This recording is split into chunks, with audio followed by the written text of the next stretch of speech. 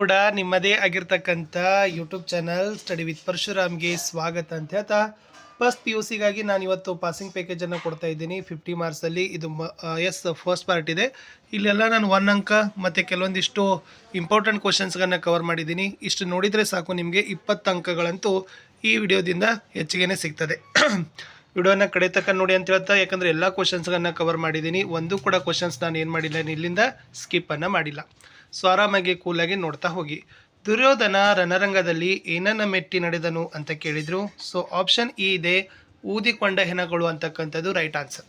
ಎರಡನೇದು, ರಣರಂಗದಲ್ಲಿ ನಡೆದು ಹೋಗುವಾಗ ದುರ್ಯೋಧನ ಯಾರ ಹೆಗಲನ್ನು ಆಶ್ರಯಿಸಿದ್ದನು ಅಂತ ಕೇಳಿದರು. ಆಪ್ಷನ್ ಇ ಸಂಜಯ ಅನ್ನೋದು ಇತ್ತು. ಆಲ್ರೆಡಿ ನಾನು ಕನ್ನಡದಲ್ಲಿ 2 ಮಾಡೆಲ್ ಕ್ವಶನ್ ಪೇಪರನ್ನು ಹಾಕಿದ್ದೀನಿ. ವಿಡಿಯೋದ ಡಿಸ್ಕ್ರಿಪ್ಷನ್ ಬಾಕ್ಸ್ನಲ್ಲಿ ಕೊಡ್ತೀನಿ. ಪ್ರತಿ ವಿಷಯದಲ್ಲಿನೂ ಕೂಡ ನಾವು ಸಾಲ್ವ್ ಮಾಡಿರ್ತಕ್ಕಂಥ ಕ್ವಶನ್ ಪೇಪರು, ಇಂಪಾರ್ಟೆಂಟ್ ಕ್ವಶನ್ಸನ್ನು ಕೊಡ್ತಾ ಹೋಗ್ತೀನಿ. ಸೊ ಜಸ್ಟ್ ನೀವು ಏನು ಮಾಡಬೇಕು, P U C first and second year all exam question paper ಅಂತ ಪ್ಲೇಲಿಸ್ಟ್ ಲಿಂಕನ್ನು ವಾಚ್ ಮಾಡಿದರೆ ಸಾಕು, ನಿಮಗೆ ಖಂಡಿತವಾಗಿರ್ತಕ್ಕಂಥ ಅಲ್ಲಿ ವಿಡಿಯೋಗಳು ಸಿಗ್ತವೆ. ಓಕೆನಾ? ಸೊ ಲೈಕ್, ಶೇರ್ ಮತ್ತು ಸಬ್ಸ್ಕ್ರೈಬ್ ಮಾಡೋದನ್ನು ಮಾತ್ರ ಮರೆಯದಿರಿ. ಕಮೆಂಟ್ ಪಕ್ಕ ಹೈಪ್ ಇದೆ, ಹೈಪನ್ನು ಒತ್ತಿ. ಶಿವನನ್ನು ಏನಂತ ಕರೀತಾರೆ ಅಂತ ಕೇಳಿದ್ದಾರೆ. ಸೊ ನಿಮಗೆಲ್ಲರಿಗೂ ಕೂಡ ಗೊತ್ತಿದೆ, ಶಿವನನ್ನು ಏನಂತ ಕರೀತಾರೆ, ಪಿನಾಕಪಾನಿ ಅಂತ ಕರೀತಾರೆ. ಕುಂಭ ಸಂಭವ ಅಂದರೆ ಯಾರು ಅಂತ ಕೇಳಿದರು. ಸೊ ಪ್ರಶ್ನೆ 4 ಇದೆ. ಕುಂಭ ಸಂಭವ ಅಂದರೆ ಯಾರಪ್ಪ ಅಂತಂದರೆ Drona is the right answer. ಇನ್ನು ಪೊಕ್ಕು ರನಾಜಿರ ದೊಳಿರನ್ನ ನರಸುತ ಅಂತ ಇದೆ. ಓಕೆನಾ? ಅಂದರೆ ಪೊಕ್ಕು ರನಾಜಿರ ದೊಳರಿ ನೃಪರನಿಕ್ಕಿದ ನರಸುತ. ಇಲ್ಲಿ ದುರ್ಯೋಧನ ಮೆಚ್ಚುಗೆ ಮಾತು ಯಾರ ಬಗ್ಗೆ ಹೇಳಿದ ಅಂತ ಕೇಳಿದ್ದಾರೆ. ದುರ್ಯೋಧನನ ಮೆಚ್ಚುಗೆ ಮಾತು ಇವನ ಕುರಿತದ್ದು ಅಂತ ಇದೆ. ಸೊ 5ನೇ ಪ್ರಶ್ನೆ ಏನಪ್ಪ ಅಂದರೆ ಅಭಿಮನ್ಯು. ಚಕ್ರ ಇವ ರಚಿಸಿದವರು ಯಾರು? ಪ್ರತಿ ಸರ ಕೇಳ್ತಾರೆ. ದ್ರೋಣಾಚಾರ್ಯ. ದುರ್ಯೋಧನನ ಮಗ ಅಂತ ಕೇಳಿದ್ದಾರೆ. Lakshmana Kumara is the right answer. 8ನೇ ಪ್ರಶ್ನೆ ನೋಡಿ, ಜನಕಂಗೆ ಜಲಾಂಜಲಿಯಂ ತನುಭವಂ ಕೊಡುವುದು ಚಿತಂ. ಇಲ್ಲಿ ದುರ್ಯೋಧನ ಹೇಳುತ್ತಿರುವುದು ಏನು ಅಂತ ಕೇಳಿದ್ದಾರೆ. ಸೊ 8ನೇ ಉತ್ತರ ಏನಾಗ್ತದಪ್ಪ ಅಂತಂದ್ರೆ ಮಗ ತಂದೆಗೆ ಅಂತಿಮ ಗೌರವ ಸಲ್ಲಿಸುವ ಕ್ರಮ ಅನ್ನೋದು ಸರಿಯಾದ ಉತ್ತರ ಇದೆ. ಇನ್ನು ಅನರಿವೆಂ ಪೃಥೆಯವರಿಯಳ್ ದಾನವರಿಪು ಅರಿವನ್ ಅರ್ಕನರಿವಂ ಅಂತ ಇದೆ. ಈ ಸಾಲುಗಳಿನ ವ್ಯಕ್ತಿಗಳು ಯಾರ್ಯಾರಿದ್ದಾರೆ ಅಂತ ಕೇಳಿದ್ದಾರೆ. ಸೊ ನೆನಪಿಟ್ಕೊಡ್ರಿ, 9ನೇ ಪ್ರಶ್ನೆಯಲ್ಲಿ ಯಾರಪ್ಪ ಅಂದರೆ ದುರ್ಯೋಧನ, ಕುಂತಿ, ಕೃಷ್ಣ ಮತ್ತು ಸೂರ್ಯ ಇಸ್ ದ ರೈಟ್ ಆನ್ಸರ್. ಇನ್ನು ಯಾರನ್ನ ದಿವ್ಯಜ್ಞಾನಿ ಅಂತ ಕರೀತಾರೆ? ಪ್ರತಿ ಸರ ಕೇಳ್ತಾರೆ. ಸಹದೇವ. 11 ಅಂಗಾಧಿಪತಿ ಯಾರು ಅಂತ ಕೇಳಿದ್ದಾರೆ. ಸೊ ಅಂಗಾಧಿಪತಿಯ ಕರ್ಣನ ಅಂತೀವಿ. ಹರಿಯು ಕರ್ಣನಿಂದ ಏನನ್ನು ದಾನವಾಗಿ ಪಡೆದನು ಅಂತ ಕೇಳಿದ್ದಾರೆ. ಕವಚ ಇಸ್ ದ ರೈಟ್ ಆನ್ಸರ್. ಇಷ್ಟು ಏನಾಗಿತ್ತಪ್ಪ ಅಂತಂದರೆ ಫಸ್ಟ್ ಪಾಠ ಇತ್ತು. ಸೊ ನಿಮಗೆಲ್ಲ ಗೊತ್ತಿದೆ ದುರ್ಯೋಧನ ವಿಲಾಪ. ಇನ್ನು ಮುಂದೆ ಬರ್ತೀನಿ. ಅಲ್ಲಮ ಪ್ರಭುಗಳ ವಚನಗಳ ಒಂದು ಅಂಕಿತ ಅಂತ ಇದೆ.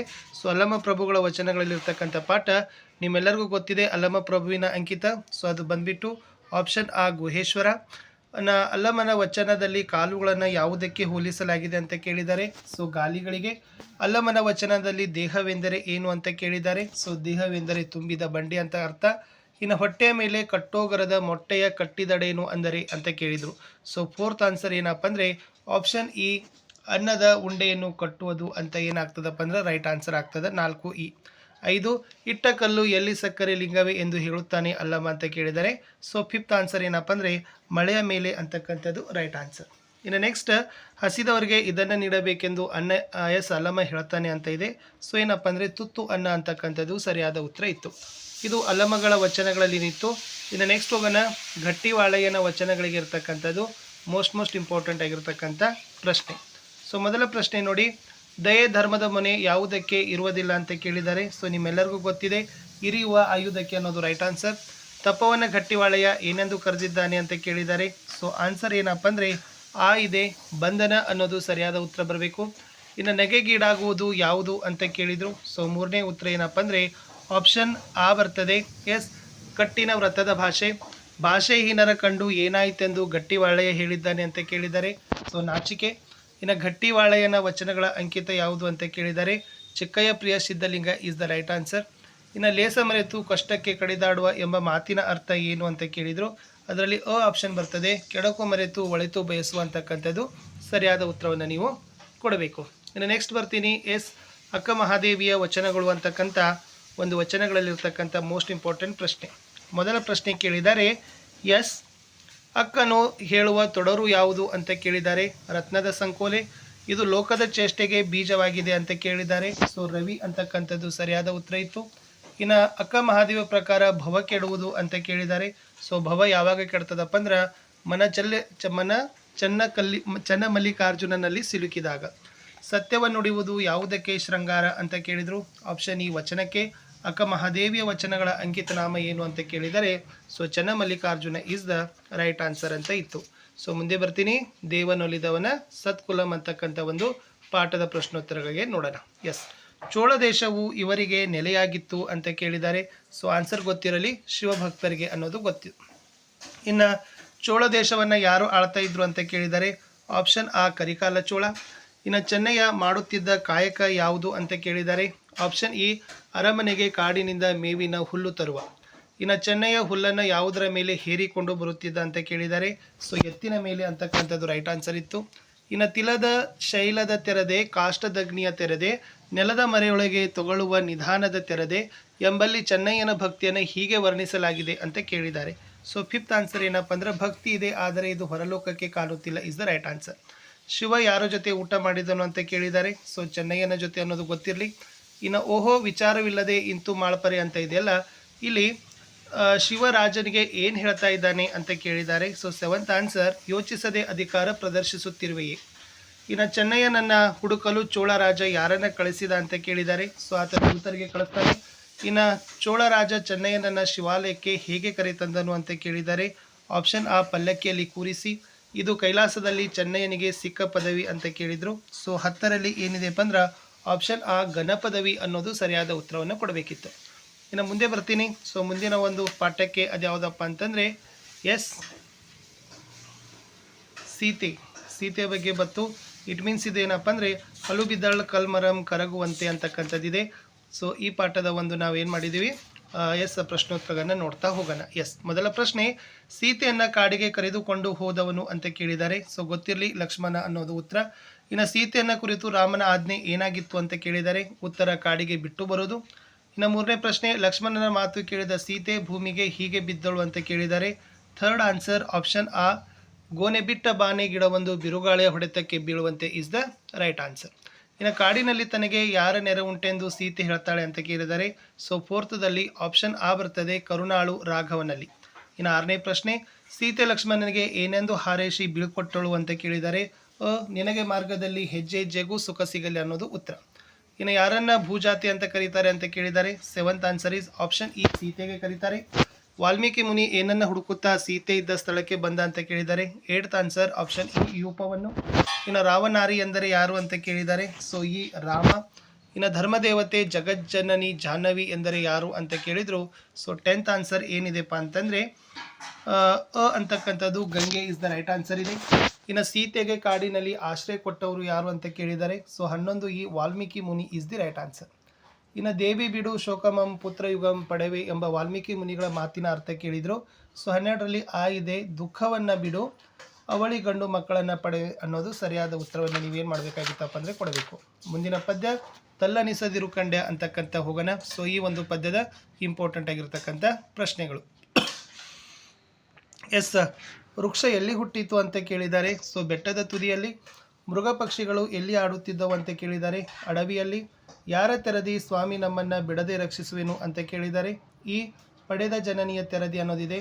ಅರಗಿಳಿಗಳಿಗೆ ಈ ಬಣ್ಣವನ್ನು ಬರೆಯಲಾಗಿದೆ ಅಂತ ಕೇಳಿದ್ದಾರೆ. ಸೊ ಈ ಹಸಿರು. ಓಕೆ.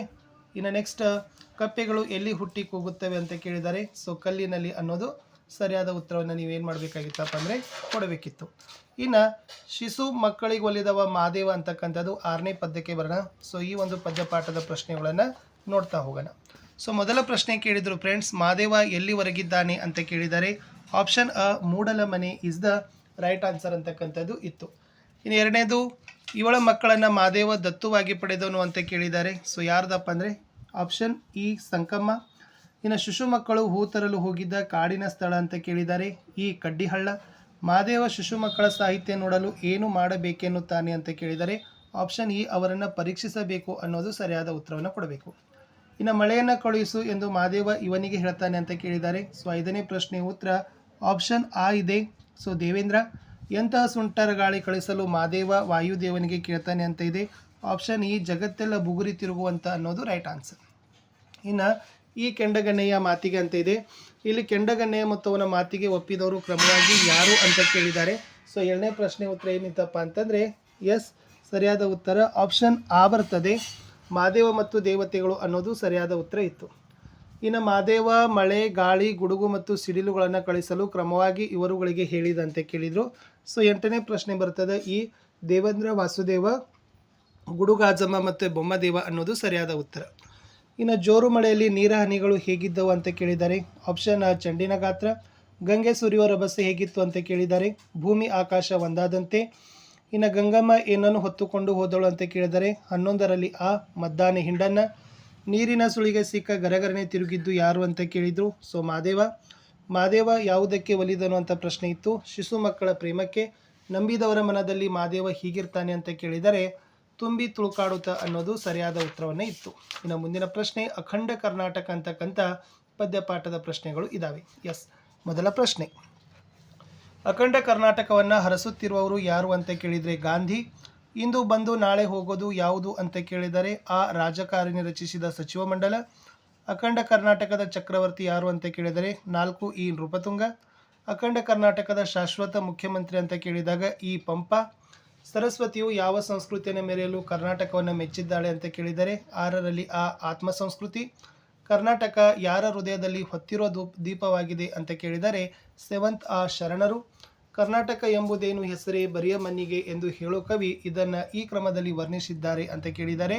ಸೊ ಈ ಮಂತ್ರಿ ಕಣ, ಶಕ್ತಿ ಕಣ, ತಾಯಿ ಕಣ, ದೇವಿ ಕಣ ಅಂತ ಇತ್ತು. ಇದನ್ನು ನೀವು ಬರಿಬೇಕಿತ್ತು. ಮುಂದಿನ ಪ್ರಶ್ನೆ, ಎಂದಿಗೆ ಅಂತಕ್ಕಂಥ ಒಂದು ಪದ್ಯಪಾಠದ ಪ್ರಶ್ನೆಗಳಿದ್ದಾವೆ ನೋಡಿ. ಹುಟ್ಟಿನೊಂದಿಗೆ ಅಂಟಿ ಬಂದಿರುವ ಇದನ್ನು ಕಳೆಯಬೇಕು ಅಂತ ಕೇಳಿದರೆ ಆಪ್ಷನ್ ಅ ಚಿತ್ತದಾಶ. ದವಡೆ ಇದರ ಸಲುವಾಗಿ ದನಿದಿದೆ ಅಂತ ಕೇಳಿದರೆ ಆ ಮೆಲುಕು ಹಾಕಿ. ನಾಡು ಇದಕ್ಕೆ ತಾಳ ಹೊಡೆದಿದೆ ಅಂತ ಕೇಳಿದರೆ ಆಪ್ಷನ್ ಇ ಉನ್ಮತ್ತ ನಾಟ್ಯ. ಕಡಲನ್ನು ಕಡೆದಾಗ ಇದು ಬಂದಿತ್ತು ಅಂತ ಕೇಳಿದರು. ಸೊ 4ರ ಉತ್ತರ ವಿಷ. ನಾಡಿಗೆ ಇವರ ಕಾಟ ಕೊನೆಗಾಡಿದೆ ಅಂತ ಕೇಳಿದರೆ ಆಪ್ಷನ್ ಆ ಒಡಲುಗಳ್ಳರ. ಇವರ ಕ್ಷಾತ್ರವಧೆ ಮಾಡಿದವರು ಅಂತ ಕೇಳಿದ್ದಾರೆ. ಸೊ ಆ ಪರಶುರಾಮ. ಇರುಳ ಬಸಿರ ಬಗೆಗೆ ಬರಬೇಕಾಗಿರೋದು ಯಾವುದು ಅಂತ ಕೇಳಿದರೆ ಆಪ್ಷನ್ ಆ ಉದಯರಾಗ ಅನ್ನೋದು ಸರಿಯಾದ ಉತ್ತರವನ್ನು ನೀವು ಕೊಡಬೇಕಿತ್ತು. ಇನ್ನು ಮುಂದಿನ ಪ್ರಶ್ನೆ, ಮಗು ಮತ್ತು ಹಣ್ಣುಗಳು ಅಂತಕ್ಕಂಥ ಒಂದು ಪದ್ಯಪಾಠದ ಪ್ರಶ್ನೆಗಳಿದ್ದಾವೆ. ಸೊ ಮೊದಲ ಪ್ರಶ್ನೆ, ಮಗು ಇದರ ಮುಂದೆ ಕಣ್ಣನ್ನು ಅರಳಿಸ್ತದೆ ಅಂತ ಕೇಳಿದ್ದಾರೆ. ಹಣ್ಣಿನ ಅಂಗಡಿ ಮುಂದೆ. ತಿರುವಿನಲ್ಲಿ ಅವತರಿಸೋ ವಾಹನ ಯಾವುದು ಅಂತ ಕೇಳಿದ್ದಾರೆ. ಆ ಕಪ್ಪು ಲಾರಿ. ಮಗು ಇದರ ಹಾಗೆ ಬಾಗಬೇಕು ಅಂತ ಕೇಳಿದರು. ಆಪ್ಷನ್ ಇ ಬಾಳೆಹಣ್ಣು. ಈ ಹಣ್ಣಿನಂತೆ ಮಗು ಕೊಬ್ಬಬಾರದು ಅಂತ ಕೇಳಿದ್ದಾರೆ. ಸೊ ಚಕೋತ. ಅನ್ಯರ ಕಣ್ಣಿಗೆ ಯಾವ ಹಣ್ಣಿನಂತೆ ಮಗು ಅಪರೂಪವಾಗಬೇಕು ಅಂತ ಕೇಳಿದ್ದಾರೆ. ಆಪ್ಷನ್ ಅ ಅಂಜೂರ. ಆಯುಷ್ಯದ ಚಪ್ಪರಕ್ಕೆ ಮಗು ಹೇಗೆ ಹಬ್ಬಿಕೊಳ್ಳಬೇಕು ಅಂತ ಕೇಳಿದ್ದಾರೆ. ಆಪ್ಷನ್ ಆ ದ್ರಾಕ್ಷಿ ಬಳ್ಳಿ. ಬೆಲೆಯ ರಾಕೆಟ್ ಯಾನದಲ್ಲಿ ಹೊರಟ ಹಣ್ಣು ಯಾವುದು ಅಂತ ಕೇಳಿದರೆ ಈ ಸೇಬು. ಇದು ಎಲ್ಲರಿಗೂ ದಕ್ಕು ಹಣ್ಣು ಅಂತ ಕೇಳಿದರೆ 8 ಈ ಎಲಚಿ ಹಣ್ಣು. ಮಗುವಿಗೆ ಹಣ್ಣು ತೊಡಿಸಲು ಬರುವವರು ಯಾರು ಅಂತ ಕೇಳಿದರೆ ಆಪ್ಷನ್ ಆ ತೋಟಗಾರತಿ ಅನ್ನೋದು ಸರಿಯಾದ ಉತ್ತರವನ್ನು ನೀವು ಕೊಡಬೇಕು. ಇನ್ನು ಮುಂದಿನ ಪ್ರಶ್ನೆಗೆ ಬರ್ತೀನಿ. ನಾ ಬರೀ ಭ್ರೂಣವಲ್ಲ ಅಂತಕ್ಕಂಥ ಒಂದು ಪದ್ಯಪಾಠ. ಅವ್ವನ ದೇಹದ ಮುಗುಳು ಯಾರು ಅಂತ ಕೇಳಿದರೆ ಆಪ್ಷನ್ ಎ ಭ್ರೂಣ. ಭ್ರೂಣಾವಸ್ಥೆಯಲ್ಲಿರುವ ಮಗುವಿಗೆ ಇದು ವಿಷವಾಗಿದೆ ಅಂತ ಕೇಳಿದರೆ ಆಪ್ಷನ್ ಆ ಔಷಧಿ. ಭ್ರೂಣಾವಸ್ಥೆ ಮಗುವನ್ನು ಬೆನ್ನಟ್ಟಿರೋದು ಯಾವುದು ಅಂತ ಕೇಳಿದರೆ 3ರಲ್ಲಿ ಈ ಕರಿಯುಗುರು. 4th ಒಡಲೊಳಗಿನ ಮಗು ತನ್ನ ರಕ್ತವನ್ನೇ ಹೀಗೆ ಭಾವಿಸ್ತದೆ ಅಂತ ಕೇಳಿದರೆ ಆಪ್ಷನ್ ಇ ಪ್ರೀತಿರಸ. ನಿನ್ನ ಮೈಗಂಧದಿಂದ ಕಿತ್ತುಕೊಂಡರೆ ನಾ ಸತ್ತೇನವ್ವ ಅಂತ ಇದೆಯಲ್ಲ, ಈ ಪದ್ಯದಲ್ಲಿ ಉಡಿಯ ಮುತ್ತು ಎಂದರೆ ಅಂತ ಕೇಳಿದರೆ ಆ ಮುಗುಳು. ಇನ್ನು ತನ್ನನ್ನು ಉಳಿಸಿದರೆ ತಾಯಿಗೆ ಏನು ತರುವೇನೆಂದು ಮಗು ಹೇಳುತ್ತದೆ ಅಂತ ಕೇಳಿದ್ದಾರೆ. ಸೊ ಅ ಇದೆ ಹೂವು ಅನ್ನೋದು ಸರಿಯಾದ ಉತ್ತರವನ್ನು ಇಲ್ಲಿ ಕೊಟ್ಟಿದ್ರು. ಇನ್ನು ಮುಂದಿನ ಪ್ರಶ್ನೆಗೆ ಪಾಠಕ್ಕೆ ಬರ್ತೀನಿ. ಮತ್ತೆ ಸೂರ್ಯ ಬರ್ತಾನೆ ಅಂತಕ್ಕಂಥದ್ದಿದೆ. ಮೊದಲ ಪ್ರಶ್ನೆ, ಮಲೆಯ ಮಾಲೆ ಯಾವುದು ಅಂತ ಕೇಳಿದ್ದಾರೆ. ಆಪ್ಷನ್ ಅ ಶಸ್ಯಶ್ಯಾಮಲೆ. ಶ್ರೀಗಂಧದ ತರುಗಳು ಏನಾದವು ಅಂತ ಕೇಳಿದ್ದಾರೆ. ಸೊ ಆಪ್ಷನ್ ಆ ಇದೆ ಚಿತಾಭಸ್ಮ. ಅಣುಬಾಂಬ್ಗಳಿಂದ ನೆಲ ಈ ರೀತಿಯಾಗಿದೆ ಅಂತ ಕೇಳಿದ್ದಾರೆ. ಬಂಜೆ. ನಖಗಳು ಇದನ್ನು ಕಬಳಿಸಲು ಬಂದಿವೆ ಅಂತ ಕೇಳಿದರೆ. So cornea. ಇದು ಕೊರಳ ಬಳ್ಳಿಗೆ ತೊಡರಿದ ಹುಳು ಅಂತ ಕೇಳಿದರೆ 5 ಕ್ಯಾನ್ಸರ್. ಇನ್ನು ಕೋಟಿ ಕಂಠದಲ್ಲಿ ಹಾಡುತ್ತಿರುವವು ಯಾವುವು ಅಂತ ಕೇಳಿದರೆ ಹಕ್ಕಿಗಳು ಅನ್ನೋದು ಸರಿಯಾದ ಉತ್ತರವನ್ನು ನೀವು ಕೊಡಬೇಕು. ಮುಂದಿನ ಪದ್ಯ ಸುನಾಮಿ ಹಾಡು ಅಂತಕ್ಕಂಥದ್ದಿದೆ. ಸೊ ಸುನಾಮಿ ಹಾಡು ಪದ್ಯದ ಪ್ರಶ್ನೋತ್ತರಗಳನ್ನು ನೋಡುವ. ಮೊದಲ ಪ್ರಶ್ನೆ, ಭೂಮಿಯೊಳಗಿನ ಯಾವ ತೆರೆಯು ಸರಿಯುತ್ತಿದೆ ಅಂತ ಕೇಳಿದ್ದಾರೆ. ಜಲದ ಕಣ್ಣು ತೆರೆದಾಗ ಇದು ಕುಸಿಯುವುದು ಅಂತ ಕೇಳಿದರು. ಸೊ ಮನ್ನಪದರ. ಜಗ ಪ್ರಳಯ ಯಾವಾಗ ಸಂಭವಿಸ್ತದೆ ಅಂತ ಕೇಳಿದರು. ಈ ಪಾಪದ ಕೊಡ ತುಂಬಿದಾಗ. ಇದು ಮಾಯವಾಗಿರುವ ದೀಪು ಅಂತ ಕೇಳಿದ್ದಾರೆ. ಹವಳ.